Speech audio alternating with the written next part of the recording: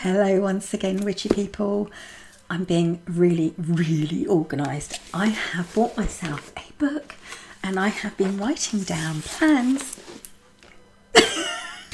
What I'm going to say, the only problem is I now have to read what I wrote, and I don't know what I've done with my glasses. Anyway, so today I wanted to talk about labels and definition. And it's something that's been sort of like going through my head for a while now, because many of us profess not to like labels, and I think my stance on that is changing slightly. So I was always the first person to say, oh, I don't like labels, don't label me. And I think the reason we don't like labels is because we feel like if someone else puts a label on us, it pigeonholes us and constricts us and possibly takes away our individuality, takes away that self-expression. Puts us into a type, a box, a genre that we don't necessarily feel that we belong to completely. That, like I said, it takes away our individuality because we can't sort of break out of that box and add our own eclectic little mix of what we think we are. And if we are put into that box and we don't feel completely comfortable with it, with the label, we don't connect. And if, like, say, for instance, I call myself a hedge witch, if I didn't feel that completely, maybe that label would make me feel like a disconnect towards my witchcraft. So definitely something that labels are bad for. But like I said, I've been thinking about it a lot lately, and I've come to the conclusion that not all labels are bad. It's not that just not all labels are bad, but labels in general aren't necessarily a bad thing. I think using labels to define yourself, picking your own labels, is a way in which we can ascribe ourselves to a tribe, if you like, a family. You can define yourself and find connections with other people using the same labels. Even if they feel it slightly differently, you know that the basis is going to be quite similar. So we find family, we find each other, we find kin, and we find connections. So in that way, labels only become bothersome, I think, and not necessarily a good thing, when they become mislabels, when we are mislabeled, and that's usually by other people. They can promote not just negative thoughts in ourselves, but in the way other people perceive us. So negative thoughts, negative emotions, and negativity in general, if we are mislabeled, it's not a good thing. It's going to promote quite often the reverse of what we want to be thought of. So I guess it's easy for me because I've had quite an easy life in general.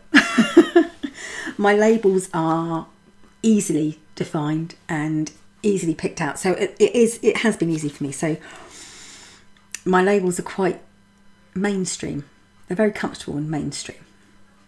So my labels are things like, although they are open to interpretation, obviously, as all labels are, they fit. So things like woman, female, mother, wife, daughter.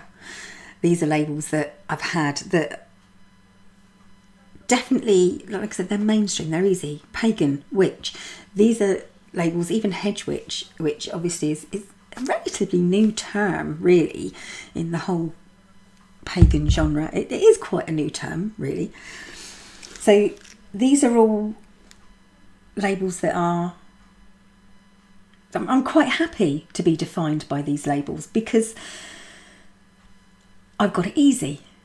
I understand that, and I definitely think that if you've had a very easy mainstream life, like I have, call it boring if you like, the labels are easier to bear because they are self-descriptive in a way that's not derogatory in any way. So yes, I've had it easy, and some labels are easy to bear. So in that, I think labels are and should be what we make them to be. And they are personal to each one of us. Whether, usually, not necessarily the labels that we give to ourselves, but the labels that we choose to accept. That they're personal. They become personal to each one of us. And if you take on that as a personal choice, they're not a bad thing. So maybe it's not labels that I've come to accept, but the definition or the ability to define myself using certain labels. So it's not necessarily labels that I've come to accept, it's defining myself using labels. Some labels that I find acceptable. So I choose the definition, and I am choosing the way I wish to be described or seen. But it's still a very personal choice.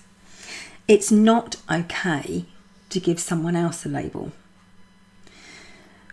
Because to try to define how a person sees themselves or feels is to deny them a certain amount of self-expression. If you try to explain, if you put a label on someone else that they're not ready to accept, you're taking away a form of self-expression for them. And in that way, you can destroy their personal identity. So it's not always a good thing, definitely, to label someone else. So as I said, I've come to accept labels. Should someone else put a label on me that I may not necessarily agree with, then I come to the conclusion that it probably shows something more about their character and personality than my own. If someone else puts a label on me that I feel doesn't fit, it explains more about them and how they see the world than myself, or even how I choose or how I hope that I am perceived. So if someone were to call me a Satanist, I'm not. But I think that would definitely show more that they were narrow-minded or didn't understand the whole concept of paganism or witchcraft, rather than just one narrow portion of it. So it'd show more about them than about me. So people always make their own decisions, rightly or wrongly, and draw their own conclusions about each other, about you, with or without a label. So a label can be used as an insult or even a degradation in some ways. Or you can proudly wear a label as an emblem, a moniker, and a family association, a tribal association. So I choose family. I choose that tribal association, my tribe. And I choose to accept that now, possibly, not all labels are bad. So there you go. My thoughts on labels now and defining, not necessarily just myself, but others, and how I feel about labels. There you go. That's it. Thank you for watching, witchy people. I will be back very soon. Bye for now.